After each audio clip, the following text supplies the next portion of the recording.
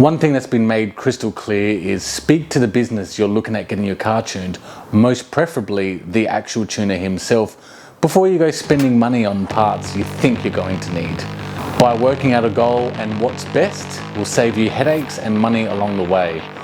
And in this video, I'm going to be upgrading the fuel system.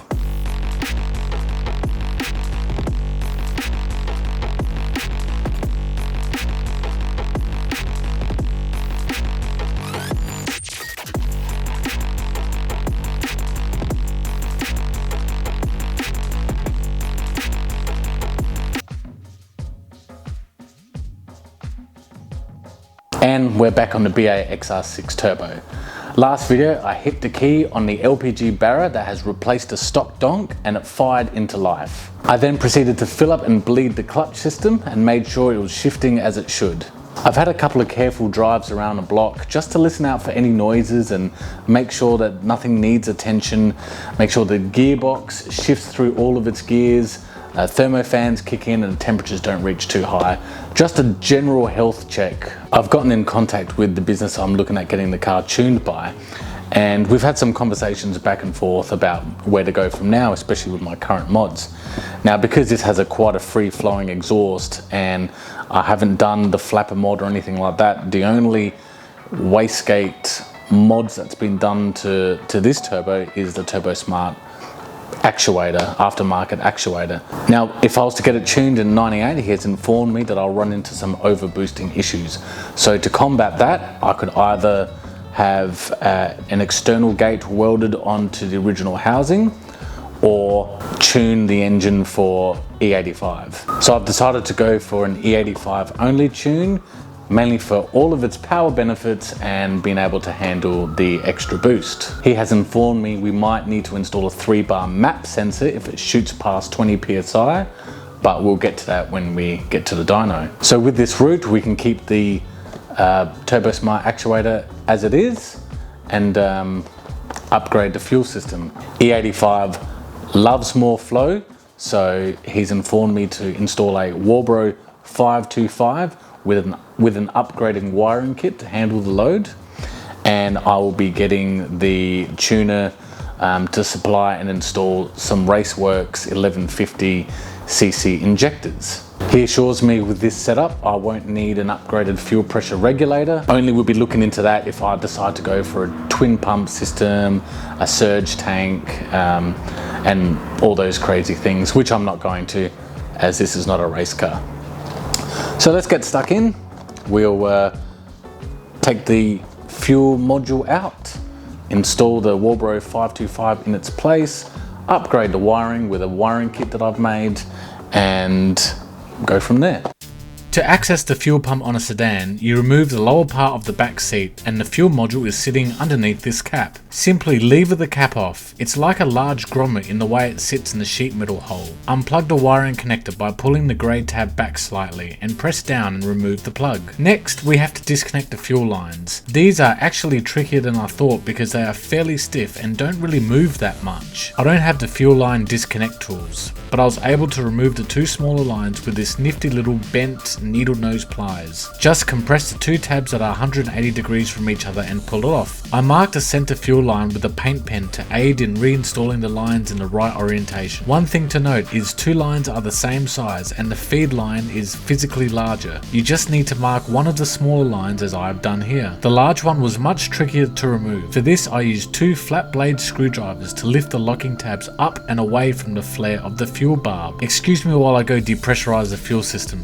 Do this first, people. Once the system is depressurized by cranking the engine while the fuel pump's disconnected, it's simply a matter of undoing the screws holding the lock ring down and lifting the fuel pump module out of the tank. Being careful not to lose the fuel center wiring inside the tank.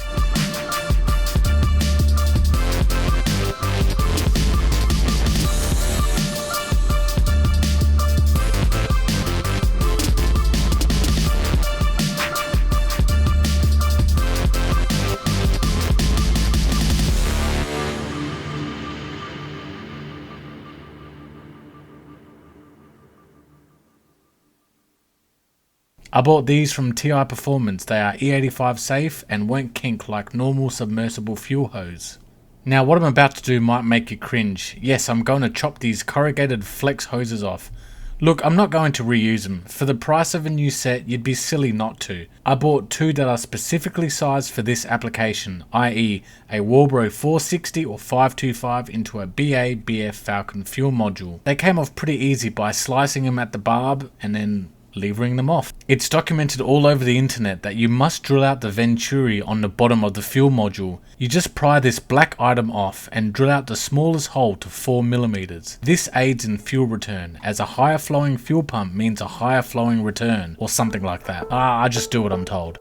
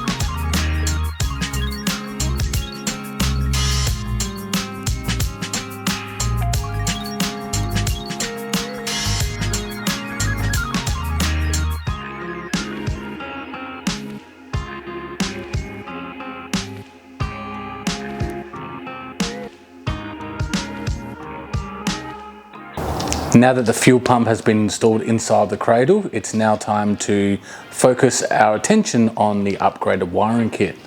Now that fuel pump does draw a lot of amps, and if the car's going to be on a dyno and it's going to be at full song, it's going to be needing a lot from the original wiring, so it's best to hardwire any bigger fuel pumps on its own circuit. This is what I've come up with here. It's just a quick rundown. Heavy duty 80 amp relay on a relay base. Now the main feed wire is 8 BNS.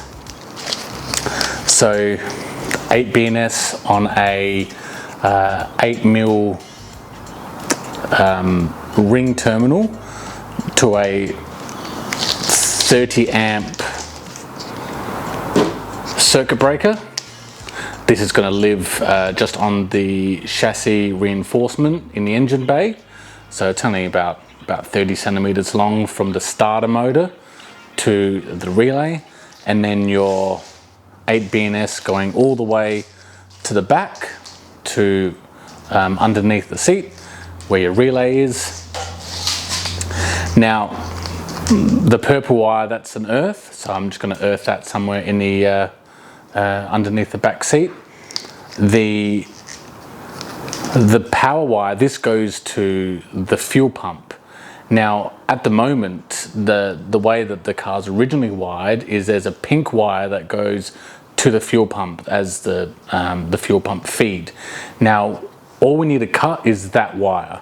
So the wire that goes, so we've cut the pink wire and we'll connect this thicker feed cable to the side that goes to the fuel pump, and we need a signal to energize the relay, and this pink wire is going to attach to the original pink wire coming from the ECU or the engine or wherever it's connected to. So we earth,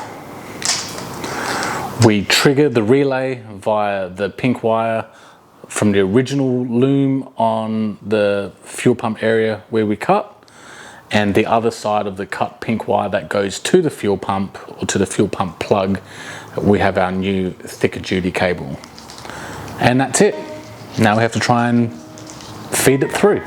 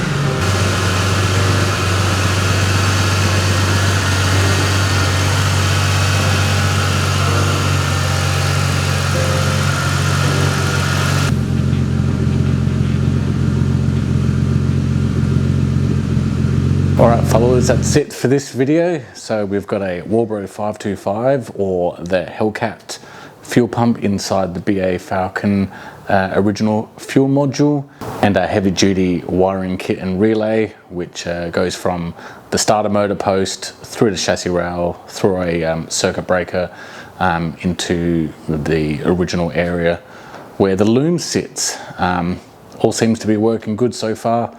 The next thing is to get it dyno tuned. I'll get the dyno place to install the Raceworks injectors, and we'll tune it for E85. I probably won't be filming that because I'll be at work, but I'll take you for the drive once that's done. Thank you very much for checking out this video. See you at the next one. Cheers. See you.